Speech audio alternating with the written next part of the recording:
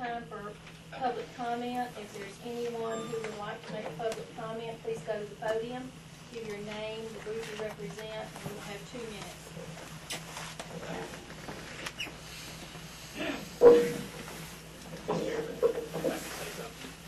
I'd like to thank all the students that are here tonight for showing up and showing an interest in the system. And I really thank you all for being here. Thank you.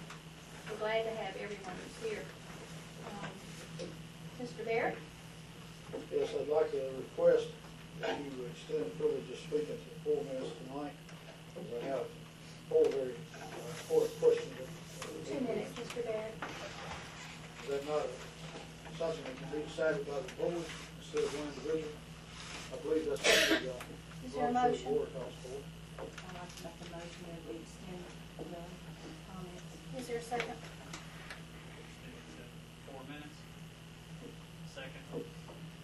All in favor? Any opposed? No. No. I guess we'll have to take a roll call vote. Mr. Kennedy? No. Mr. No. Yes. I vote no. Yes. No. Yes. 2 minutes, Mr. Barrett. 4, 3. Let me start it back over, please. Thank you. Appreciate it. I have 4 questions I'd like to ask. I'm Alan Barrett, and I represent myself. First one was already asked to some extent, the director's contract. When exactly was this contract extended?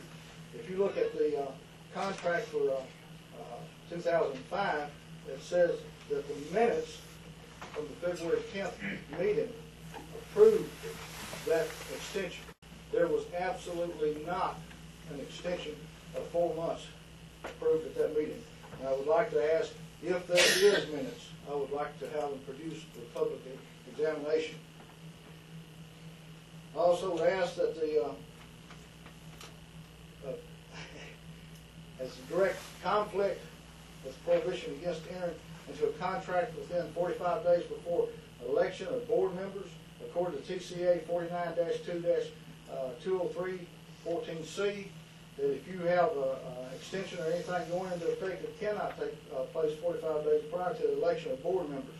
And that certainly falls well within the parameters of the last election, which would be a violation. It also requires that a 10-day notice with proposed action as a specific, clearly stated item on the agenda in order to talk about the and extend the contract. There was no specific thing about the contract extension made public to the notice.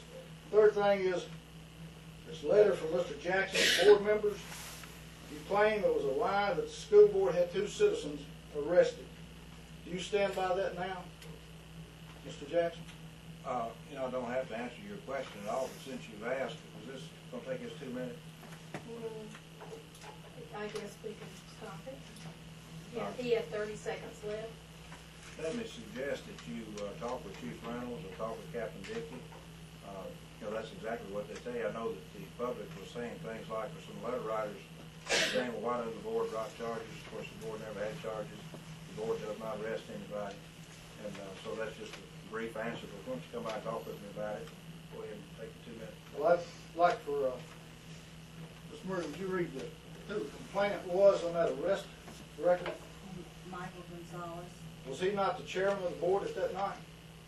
He is board chairman. He was at that time. And he is the claimant. So you're telling me still that the school board did not have us arrested? You owe us an apology and an apology to the rest of the citizens of Giles County? Or are you an unbelievable, low-down liar? That's your choice. That's Apologize or show some meeting proof is over. to back it up.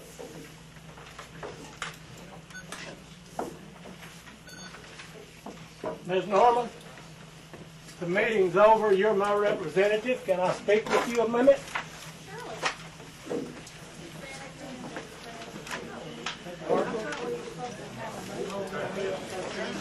They didn't adjourn it. No, they didn't adjourn